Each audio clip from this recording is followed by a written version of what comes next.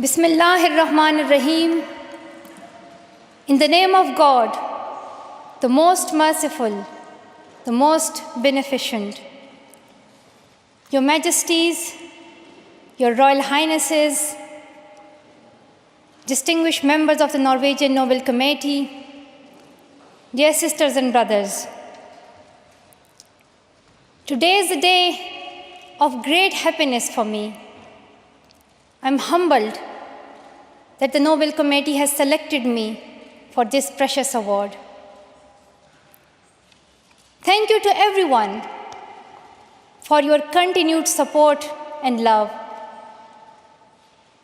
Thank you for the letters and cards that I still receive from all around the world. Your kind and encouraging words strengthens and inspires me. I would like to thank my parents for their unconditional love. Thank you to my father for not clipping my wings and for letting me fly.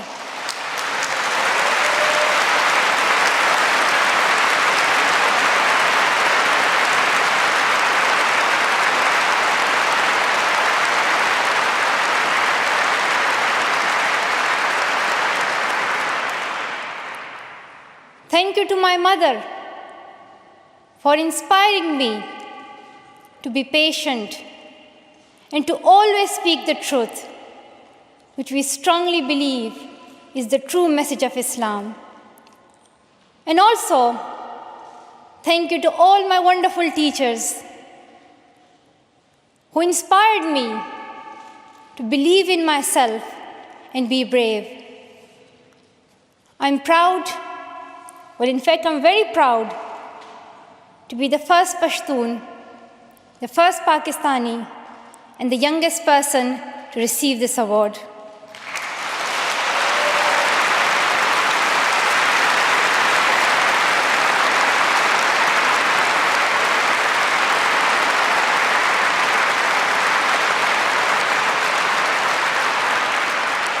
Along with that, I'm pretty certain that I'm also the first recipient of the Nobel Peace Prize who still fights with her younger brothers.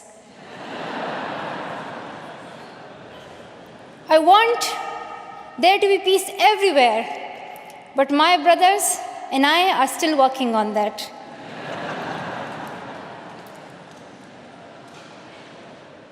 I'm also honored to receive this award together with Kailash Satyarthi, who has been a champion for children's rights for a long time, twice as long, in fact, than I have been alive. I'm proud that we can work together. We can work together and show the world that an Indian and a Pakistani, they can work together and achieve their goals of children's rights.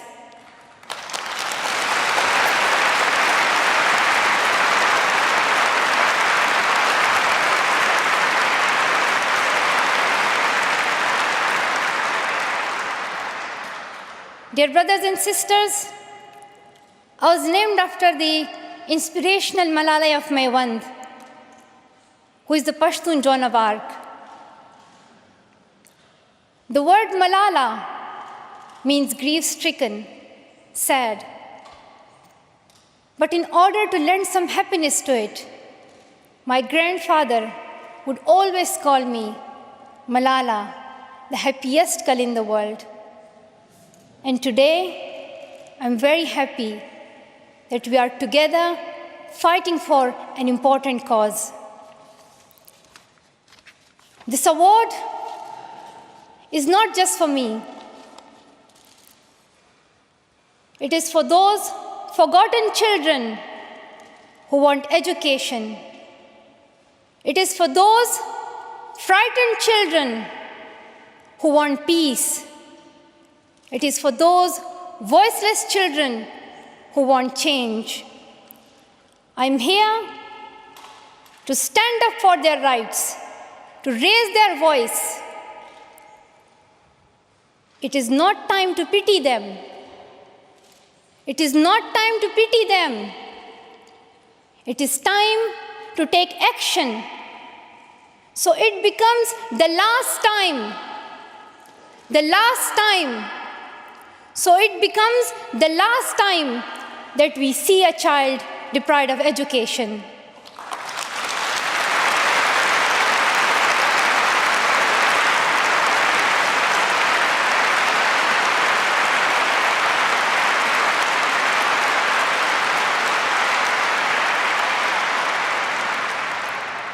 I have found that people describe me in many different ways.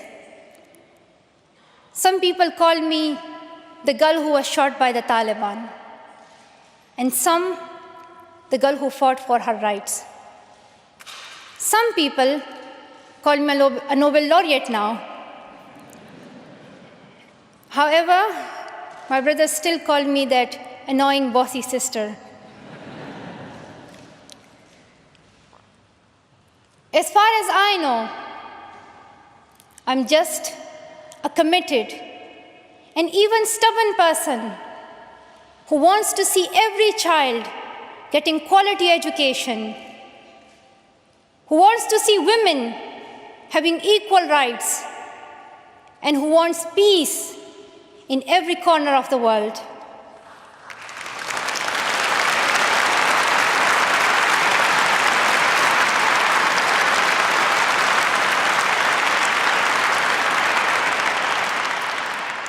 Education is one of the blessings of life and one of its necessities.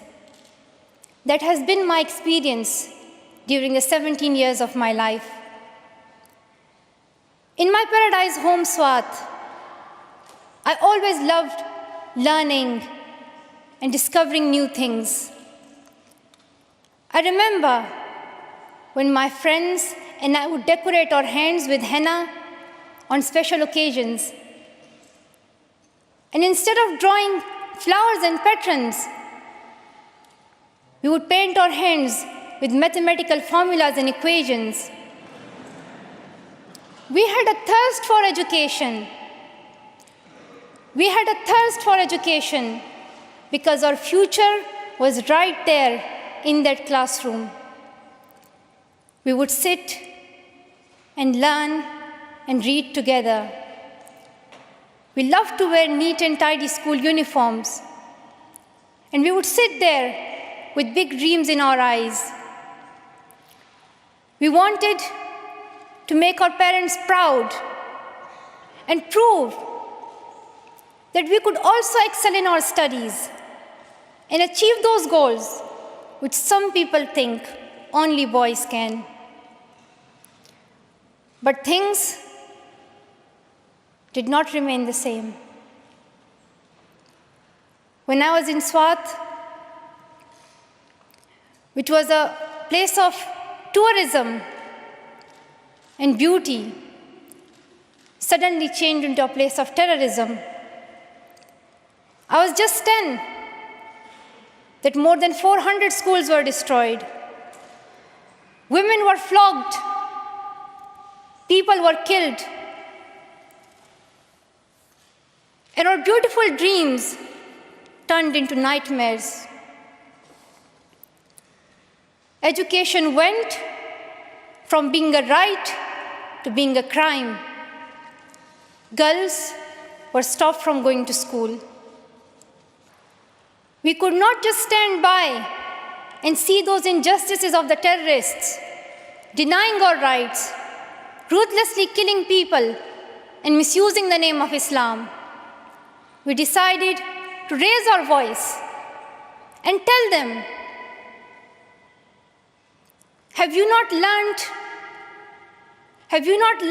that in the Holy Quran Allah says, if you kill one person, it is as if you kill the whole humanity? Do you not know that Muhammad, peace be upon him, the Prophet of mercy, he says, do not harm yourself or others. And do you not know that the very first word of the Holy Quran is the word Iqra, which means read. The terrorists tried to stop us and attacked me and my friends who are here today on our school bus in 2012. But neither their ideas nor their bullets could win. We survived. And since that day, our voices have grown louder and louder.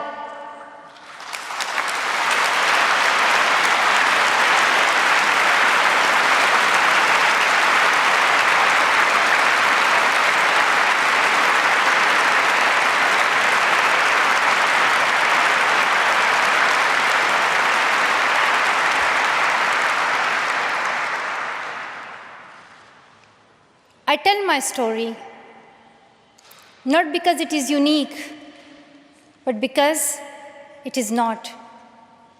It is the story of many girls. Today, I tell their stories too. I have brought with me some of my sisters from Pakistan, from Nigeria, and from Syria who share this story. My brave sisters, Shazia and Kainat, who were also shot that day on our school bus. But they have not stopped learning. And my brave sister, Kainat Somro, who went through severe abuse and extreme violence. Even her brother was killed, but she did not succumb. Also, my sisters here, whom I have met during my Malala Fund campaign. My 16-year-old courageous sister, Mozoon, from Syria, who now lives in Jordan as a refugee. And she goes from tent to tent, encouraging girls and boys to learn. And my sister, Amina, from the north of Nigeria, where Boko Haram threatens and stops girls and even kidnaps girls just for wanting to go to school. Though I appear as one girl, one person who is 5 foot 2 inches tall, if you include my high heels, it means I'm 5 foot only. I am not a lone voice. I'm not a lone voice.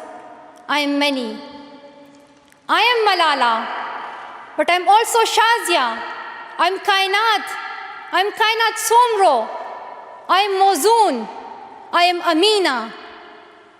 I am those 66 million girls who are deprived of education. And today, I'm not raising my voice. It is the voice of those 66 million girls.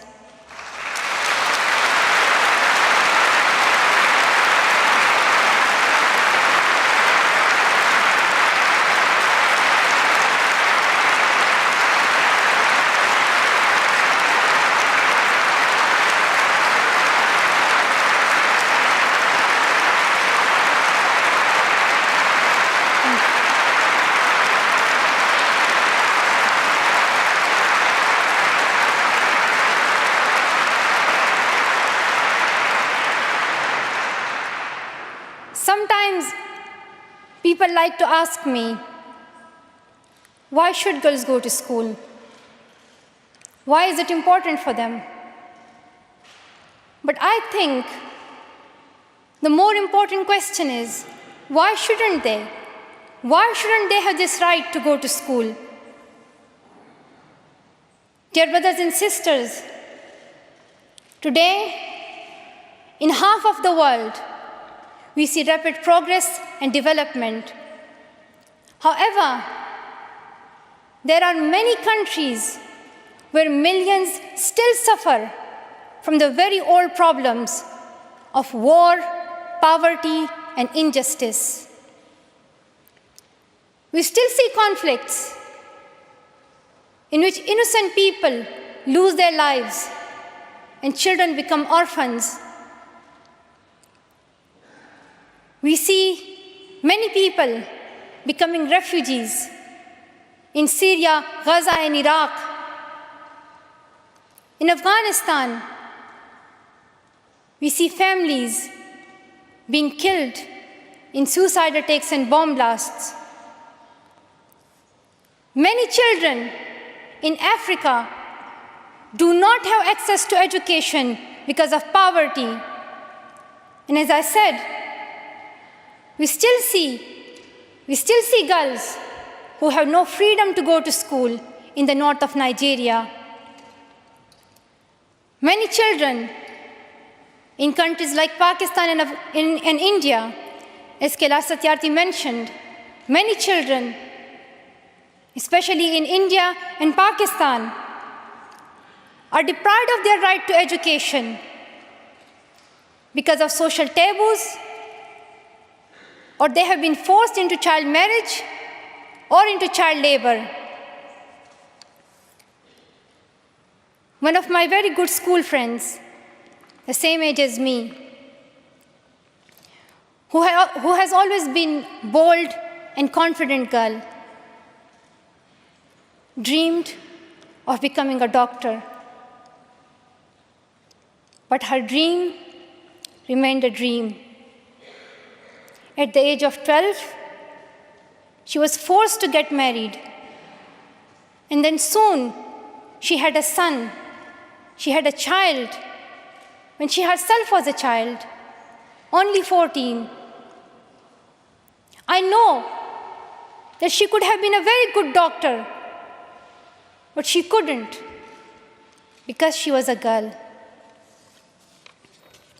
Her story is why I dedicate the Nobel Peace Prize money to the Malala Fund to help give girls quality education everywhere, anywhere in the world, and to raise their voices.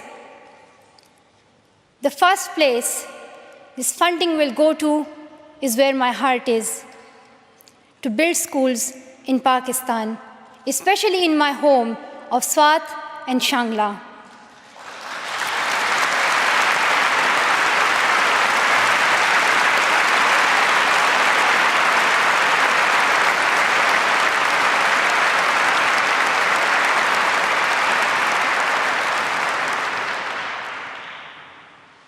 In my own village, there is still no secondary school for girls. And it is my wish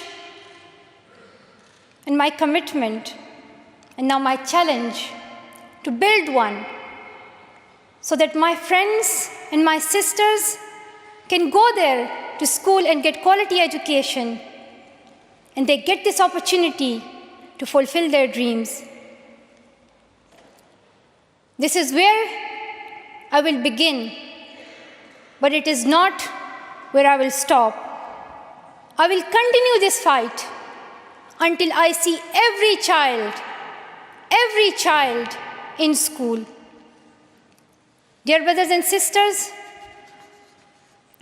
great people who brought change, like Martin Luther King and Nelson Mandela, Mother Teresa and Aung San Suu Kyi, once stood here on this stage.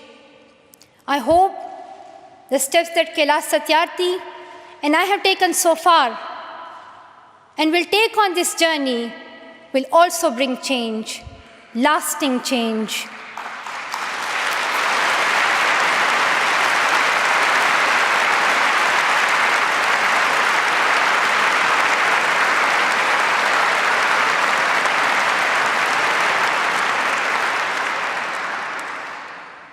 My great hope is that this will be the last time.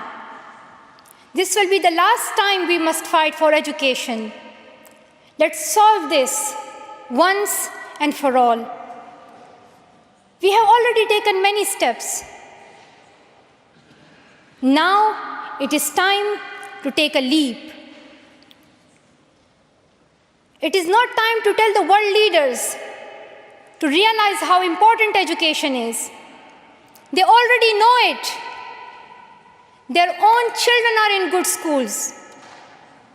Now it is time to call them to take action for the rest of the world's children. We ask the world leaders to unite and make education their top priority.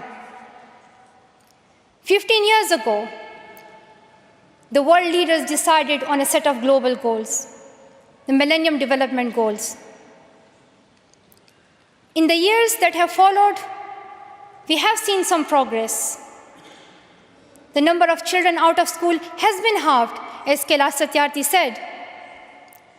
However, the world focused only on primary education, and progress did not reach everyone. In year 2015, representatives from all around the world will meet in the United Nations to set the next set of goals, the Sustainable Development Goals. This will set the world's ambition for the next generations. The world can no longer accept that basic education is enough. Why do leaders accept that for children in developing countries, only basic literacy is sufficient when their own children do homework in algebra, mathematics, science, and physics? Leaders must seize this opportunity to guarantee a free, quality, primary and secondary education for every child.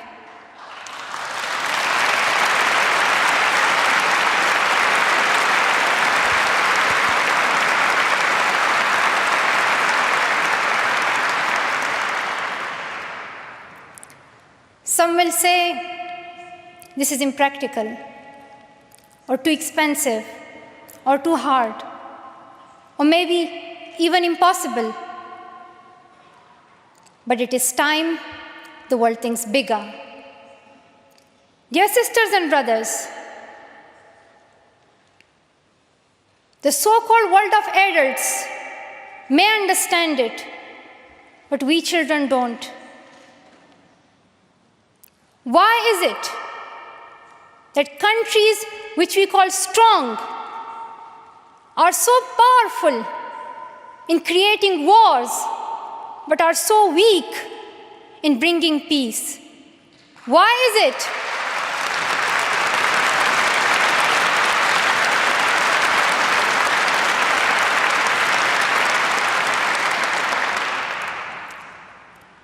Why is it that giving guns is so easy, but giving books is so hard?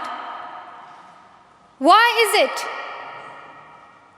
Why is it that making tanks is so easy, but building schools is so hard? We are living in the modern age, and we believe that nothing is impossible. We have reached the moon 45 years ago, and maybe we'll soon land on Mars. Then, in this 21st century, we must be able to give every child quality education. Dear sisters and brothers, dear fellow children, we must work, not wait. Not just the politicians and the world leaders. We all need to contribute. Me, you, we. It is our duty. Let us become the first generation to decide to be the last. Let us become the first generation that decides to be the last, that sees empty classrooms, lost childhoods, and wasted potentials. Let this be the last time that a girl or a boy spends their childhood in a factory. Let this be the last time that a girl is forced into early child marriage. Let this be the last time that a child loses life in war. Let this be the last time that we see a child out of school. Let this end with us. Let's begin this ending together, today, right here, right now. Let's begin this ending now. Thank you so much. Thank you.